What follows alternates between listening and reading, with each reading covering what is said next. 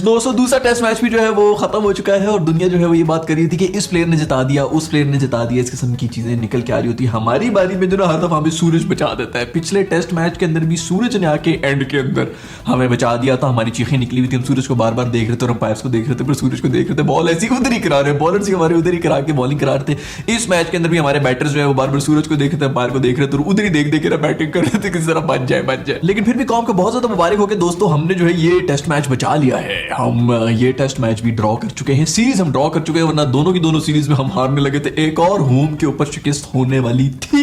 लेकिन दफा करो यार, इस किस्म की बकवास के ऊपर टाइम जाया करने से बेहतर है कि हम लोग कम से कम जो सरफराज ने इनिंग्स खेल ली है उसकी तारीफ कर ले, क्योंकि ऐसी बेहतरीन, मैं कहता हूं शेरों वाली इनिंग्स खेली मेरे दोस्त ने। विकेट के पीछे बिल्कुल भैंस की तरह खड़ा होता है, लेकिन विकेट के आगे आगे जो इनिंग्स खेली है मेरे दोस्त ने, इसका कोई जवाब ही नहीं है। इतना कोई बेहतरीन कमबैक किया यार मेरे भाई ने। इससे ज्यादा ड्रीम कमबैक हो नहीं सकता टेस्ट मैच के अंदर, क्योंकि इसने ना सिर्फ इस इनिंग्स के अंदर अच्छा स्कोर किया बल्कि इस पूरी सीरीज के अंदर ही बहुत ही बेहतरीन, जितनी भी इसने 50s मारी है इससे पहले बेहतरीन इनिंग्स के साथ मारी है, क्योंकि इंटेंट नजर आ रहा था, पॉजिटिव गेम दिखाई है। और ये चीज जो है मिसिंग होती है, नेगेटिव क्रिकेट बिल्कुल भी नहीं की। बहुत ही कमाल स्ट्रीट स्मार्ट किस्म की इसने क्रिकेट खेली है इस पूरी सीरीज के अंदर और मैन ऑफ द सीरीज भी बना है। मेरे ख्याल में तो मैन ऑफ द सीरीज जो है वो अलीम डार को होना चाहिए, क्योंकि उन्होंने जो है दोनों बारियों में वक्त आने और बिल्कुल सही डिसीजन लेके हमें बोल दिया सब बच्चों का कि बच्चों घर जाओ वापस, क्योंकि मगरिब का टाइम हो गया। मगरिब के बाद तो कोई खेलता ही नहीं, हमें बचपन से ही सिखाया गया। भाई पिछले एक साल से मैं चीख रहा हूं, मेरे ख्याल में जितनी पुरानी वीडियो आप उठा के देख लें, जिसके अंदर मैं यही कह रहा हूं कि सरफराज को और रिजवान दोनों को हम टीम में रख सकते हैं। हमारे जब से ये शोएब और हफीज को उन्होंने मिडिल ऑर्डर से निकाला था, उसके बाद इतनी बेहतरीन किस्म की ऑप्शन थी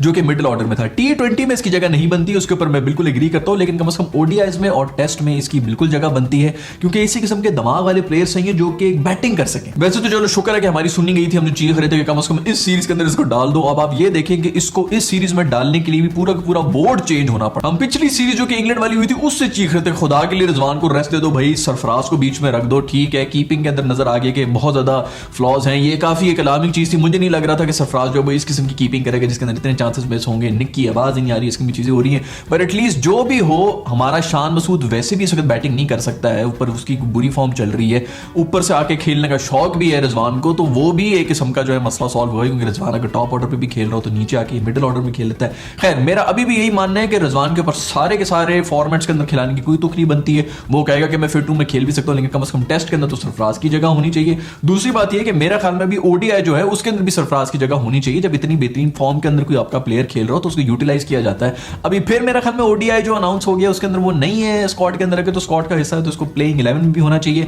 दोनों को खिलाओ यार, पिछले साल की मेरी वीडियो तब से मैं चीख रहा था कि इन दोनों को हम क्यों नहीं खिला सकते, दोनों को एज अ बैटर खिला दो यार, ऊपर से रिजवान से कीपिंग करा दो, बीच में थक थक जाता है, कोई खुदा ना खास्ता इंजरी कुछ भी हो जाती है तो ये भी कीपिंग कर सकता है। इसमें क्या वो इंडिया की टीम के अंदर कोई 3 कीपर्स खेल रहे हैं इस वक्त। चूंकि मैच ड्रॉ हो चुका है तो इसके अंदर फिर से हम दोबारा से खुश होंगे। हमारी टीम बहुत ज्यादा सेलिब्रेट कर रही थी, बहुत खुश हुई थी कि मैच ड्रॉ हो गया, लेकिन फिर वही बात है कि यार हमने जो है ना वो इंडिविजुअल परफॉर्मेंसेस की वजह से हम जीत रहे हैं। टीम परफॉर्मेंस बहुत ही ज्यादा बकवास थी और इसके अंदर भी आप देखें ना कि ये होती है ब्रेव डिक्लेरेशन, जो पिछली वीडियो के अंदर भी मैं कह रहा था ना, जिसके बारे में बाबर के बारे में बड़ी बातें कर रहे थे कि बड़ी अच्छी डिक्लेयर कर दी और ये वो पागल हो गया, दिमाग खराब हुआ यार, वो किसी किस्म की कोई डिक्लेरेशन नहीं थी। उसके अंदर सिर्फ 2 ही रिजल्ट्स आ रहे थे, 3 रिजल्ट्स नहीं आ रहे थे। ये होती है ब्रेव डिसीजन जो कि न्यूजीलैंड वालों ने कल ली है। उन्होंने 300 रन के ऊपर इनको कहा कि आ जाओ भाई कर लो, हमने आपके सामने सेव लटका दिया, आप लोग बनाए, हम भी 10 आउट करेंगे। आप लोग क्या पहले 7-8 ओवर के अंदर आप लोगों ने उनके 10 आउट करने थे न्यूजीलैंड वालों को, जो हमने बड़ी अपनी तरफ से ब्रेव डिसीजन ली थी पिछले मैच के अंदर। ये होता है टेस्ट मैच जिसके अंदर उन्होंने लटका दिया था हमारे सामने सेव और हम पूरी तरह से हो गए थे, फिर लेट गए थे, क्योंकि पिछले दिन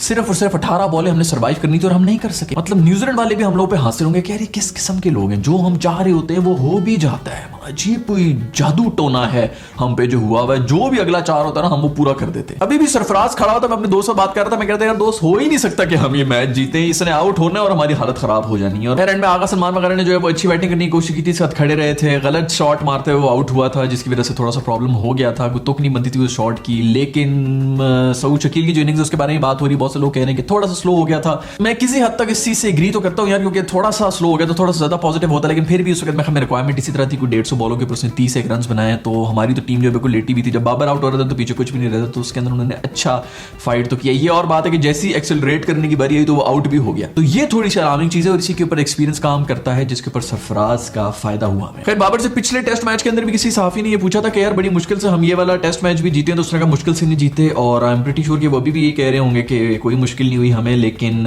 रियलिटी यही है कि बहुत ही मुश्किल से हमने ये मैच भी ड्रॉ किया है। इसके अंदर तो सरफराज की ब्रिलियंस तो थी ही थी, उसके अलावा भी आप देख लेंगे 9 आउट हुए थे, तो रन में बात सूरज के ऊपर आ चुकी थी। हमारी टेल ने जो है वो बचा लिया, 2-3 ओवर सर्वाइव कर लिया, अदरवाइज वो बनता नहीं था वहां से, हमारा हारना ही बनता था, जीतना तो दूर की बात। खैर इसी टेस्ट की अगर बात करें तो इसके अंदर हमने हाईएस्ट 10 विकेट पार्टनरशिप भी इनको दी थी। इसके अंदर हुआ ये था, हमें 200 रन के ऊपर इनका एक आउट किया था हमने न्यूजीलैंड का, उसके बाद अगले 300 रन के ऊपर इनके 9 आउट हुए थे, और फिर हमने दोबारा 100 रन खाए हैं। 400 रन खा के आखिरी विकेट के ऊपर इन्होंने कुछ 100-150 रन की पार्टनरशिप बना दी थी। पता नहीं हमारी किस किस्म की बॉलिंग हो रही है, पता नहीं ये टीम क्या कर रही है। शुक्र है कह रही है होम कंडीशंस के ऊपर, अब जो ये आखिरी पहला इस साल का और आखिरी होम कंडीशंस के ऊपर हमारा टेस्ट मैच था, खत्म करो यार। टेस्ट में तो बिल्कुल भी हमारी बहुत बुरी हालत है, ये होम के अंदर इस तरह कर रहे हैं तो पता नहीं अवे पे जाके ये लोग क्या करेंगे। दूसरा, इमाम ने भी जो है फर्स्ट इनिंग्स के अंदर 85 रन बना दी थे, जो कि बड़ी अच्छी कंट्रीब्यूशन थी, और सऊद शकील के मेरे में 125 रन थे, जो कि बहुत ही बड़ी कंट्रीब्यूशन थी, अदरवाइज तो हम कहीं पे कुछ स्टैंड भी नहीं करते थे। लेकिन इमाम का भी जो 85 रन थे, उससे पहले उन्होंने एक रन आउट कराया। मैं हमें चाचू से बाकी सब चीज़ होती है, सीख रहे हैं, रन आउट कराना भी सीख रहे हैं, बेहतरीन किस्म की रनिंग कर रहे हैं। रन आउट भी उन्होंने कराया बाबर आजम को इतनी बुरी कॉल करके, और फिर मजे की बात यह है कि उन्हीं पे गुस्सा भी हो रहे थे कि भाई तुम क्यों सुन क्यों नहीं रही मेरी बात। जो पहले उसको खुद कॉल किया, जब वो पहुंच गया उनके पास, फिर कहते हैं यार वापस जा यार, तू सुना क्यों नहीं तूने मेरी। खैर हसन अली का भी कमबैक हो गए इस सीरीज के अंदर, और उन्होंने जो है एक विकेट भी ले ली थी, जो कि बहुत बड़ी अचीवमेंट थी। और कुछ होना, उन्होंने परफॉर्मेंस जरूर दी ग्राउंड के ऊपर, और वो कुछ इस किस्म की थी। बट खैर यार अच्छा, इस किस्म की मस्तियां भी होती रहती हैं, होनी भी चाहिए। कोई इस किस्म का कैरेक्टर होना चाहिए टीम के अंदर, जो कि पूरी टीम को जो है उठा के रखे। खैर ओवरऑल सीरीज तो हमारी खत्म हो चुकी है, और शुक्र है कि ड्रॉ हो गया। अभी ओडीआई मैचेस होंगे तो उसके अंदर मैं आप लोगों से मिलूंगा। दूसरी तरफ बड़ी जबरदस्त इनकी T20 सीरीज हो रही है इंडिया और श्रीलंका की, और उसके अंदर दोनों मैचेस हो गए, एक इंडिया जीता है और एक श्रीलंका जीता है, और दोनों ही बड़े ही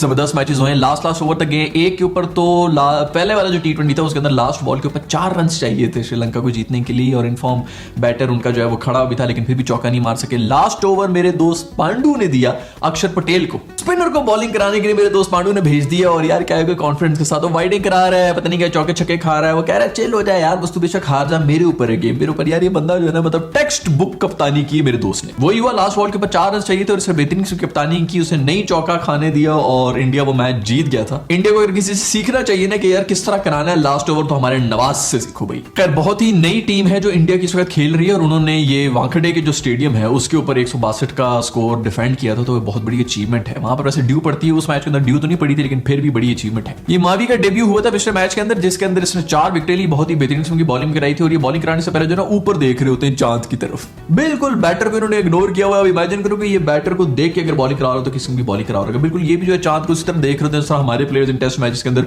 सूरज को देख रहे होते हैं कि यार सूरज बहुत नीचे नहीं आ गया अंपायर साहब। जो सेकंड T20 आया था उसके अंदर कोई इतनी नो बॉल्स हुई है, 6000 नो बॉल्स कराई है मेरे दोस्त अर्शदीप ने। वो मेरे में इंजरी से वापस आ रहे थे, उन्होंने आती जो है वो बॉलें आगे करानी। देखो जो लास्ट ओवर है ना, वो इनके अक्षर पटेल को सीखना चाहिए कि नवाज किस तरह करता है, और नो बॉल अगर कोई सिखा सकता है ना अर्शदीप को, तो वो है हमारे मोहम्मद आमिर। लेकिन श्रीलंका की तरफ से अगर किसी ने इनिंग्स खेली तो वो शानगा ने खेली। 20 बॉलों के ऊपर 50 रन मारे थे उसने, उसके बाद जो है लास्ट ओवर भी इसी ने कराया था। 20 रन डिफेंड करने थे, लेकिन फिर भी कप्तान है, बड़ी बेहतरीन किस्म की कप्तानी की, और ये बंदा जो है आईपीएल के अंदर अनसोल्ड गया है। अगर यही कोई ऑस्ट्रेलियन या फिर इंग्लिश प्लेयर होता तो इसकी भी करोड़ों में कीमतें लगती, और ये अभी चूंकि श्रीलंका ने बेचारा, तो वहां भी मेरे ख्याल में ये गोरा कॉम्प्लेक्स ही चल रहा है। दूसरी तरफ उम्मी मलिक जो है वो बहुत ही बेहतरीन किस्म की पेस निकाल रहे हैं। 155 की उन्होंने बॉल करा दी है, जिसके ऊपर इंडियंस जो है वो बहुत ज्यादा, जो कमेंटेटर्स है मैं अक्सर हिंदी के अंदर देख रहा होता हूं मजा आने के लिए, उसके अंदर वो चीज यूज कर रहे होते हैं ना पेस की जगह, वो कहते हैं गद्दी, धीमी गद्दी से तेज गद्दी से बॉल करा रहे हैं। अगर उस गद्दी के ऊपर जो है छक्का लग जाए तो कहते रहते हैं कि तेज गद्दी थी, तेज गद्दी थी। अगर उसी के ऊपर जो है आउट हो रहा तो तेज गद्दी थी, तेज गद्दी थी, गद्दी गद्दी हो रहा होता है। खैर उन्होंने जो 140 के ऊपर ही कल बॉलिंग करा रहे थे, लेकिन 150 उन्होंने क्या चला गया, वो तो पूरा का पूरा इंडिया जो ना पागल हुआ होता है यार, बस कर दो यार। मतलब वो होता है ना बंदर के हाथ में माचे सारे, तो पूरे के पूरे जंगल को आग लगा देता है। हमें भी कुछ समझ नहीं आती भाई ये अच्छा ये पेस क्या होती है, इतनी चीखें चल रही होती है। हमारे बेचारे जब पेस निकाल रहे होते हैं, उनको छक्के पड़ रहे होते, तब तो कोई नहीं कहता कि इन्होंने तेज गद्दी पे कोई नहीं रन भी बनते, तभी रन बनते। तब कोहली की वाह वाह हो रही थी कि कोहली ने छक्के मार दिए, इसने छक्के मार दिए। अपनी बारी में तुम लोगों को गद्दी आ रही थी कि तेज गद्दी के ऊपर, मेरे ख्याल में वो अभी जो ना एजुकेट कर रहे हैं अपनी पूरी ऑडियंस को कि तेज गद्दी के ऊपर शॉट्स लग जाती है। तो भाई ये शोएब अख्तर वगैरह का वो जो कहीं एक छक्का मार दिया था